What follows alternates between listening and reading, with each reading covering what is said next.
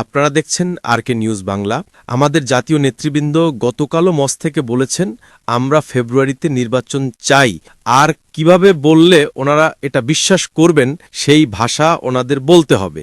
আজকেও আমরা বলছি যে আমরা 12ই ফেব্রুয়ারিতে নির্বাচন চাই। আর 8 দল এবং আমাদের বাংলাদেশ জামাত ইসলামের আমির আমাদের রেকর্ড বলবে যে আমরাই আগামী রমজানের আগে নির্বাচনের দাবি আমরাই করেছি সর্বপ্রথম। ফলে এইটা হচ্ছে খুব দুঃখের সাথে আমাদের বন্ধু কোনো রাজনৈতিক দল যদি নিজেদের রাজনৈতিক অসহায়ত্বকে লুকানোর জন্য ওই যে কালকে আমাদের আমির সাহেব বক্তৃতায় বলেছেন যে উদারপিণ্ডি বুধার ঘাড়ে নিজেদের দুর্বলতা চাপিয়ে 8 দলের কোনো দলকে দুর্বল করার কোনো যুক্তি নেই। আমরা ফেব্রুয়ারিতে নির্বাচন চাই, নিরপেক্ষ নির্বাচনেই চাই। এবং 13 তারিখকে কেন্দ্র করে নাশকতার যে চক্রান্ত আপনারা দেখেছেন, আমাদের কর্মসূচিতে 8 দল বলেছে যে সারা দেশের আমাদের এই 8টি দলের প্রত্যেকটি শাখায় দলীয় কর্মী জনগণকে নিয়ে এই নাশকতার বিরুদ্ধে তারা রাজপথে অবস্থান করবে দেশের স্থিতিশীলতা রক্ষার জন্য।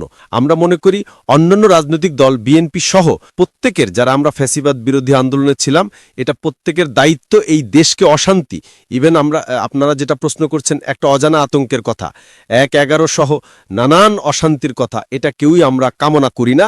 আমরা ফ্যাসিবাদ বিরোধী আন্দোলনে যারা ছিলাম, আমরা অন্তত এই ইস্যুতে সবাই ঐক্যবদ্ধভাবে আমরা ফ্যাসিস্ট এবং ফ্যাসিস্টদের দোসরদেরকে আমরা কখনোই রাজনীতিতে এই নাশকতার কোনো সুযোগ আমরা দেব না ইনশাল্লাহ। আপনারা লক্ষ্য করেছেন আমাদের আমিরে জামাত খুব স্পষ্টভাবে বলেছেন যে যারা জুলাই সনদের আইনি ভিত্তি এবং এটাকে বাস্তবায়ন সেজন্য গণভোট এটা যারা মেনে না নিবেন তাদের নির্বাচন একেবারে 2024 সালের আমি আর দাবি নির্বাচনের পরে 5 বছর যোগ করে 2023 কত হচ্ছে 2029 তাদেরকে অপেক্ষা করতে হবে। এটা মানলেই আগামী যে নির্ধারিত সময় আমরা দাবি করছি, আমরা সকলে মিলে ওনারাও দাবি করেছেন, সেটা নির্বাচন হবে না। এটা না মানলে একেবারে জানুয়ারিতে নির্বাচন হবে। হ্যাঁ, এইটা আমরা মনে করি যে সকলেরই উচিত মেনে নেওয়া, যাতে আমাদের সকলের কথাই ঠিক থাকে। এটার ভিতরে কোনো যদি দ্বিমত কেউ পোষণ করে, তাহলে যারা দ্বিমত পোষণ করছেন তাদের ব্যাপারে জাতির প্রশ্ন সৃষ্টি হবে যে তারা এই নির্বাচন চাচ্ছেন না। আমাদের নির্বাচন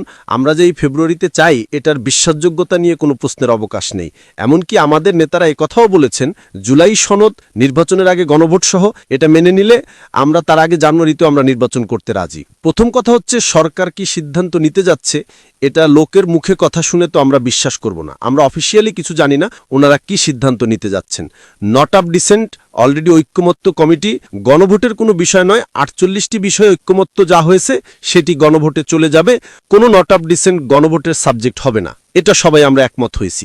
আমাদের শীর্ষ নেতৃবৃন্দ এই কয়দিনের পরিস্থিতিতে অনেক কিছুই পরিবর্তন হবে এবং তার প্রেক্ষিতে যদি এসব যদির জবাব শীর্ষ নেতারা 16 তারিখ দেবেন ইনশাল্লাহ।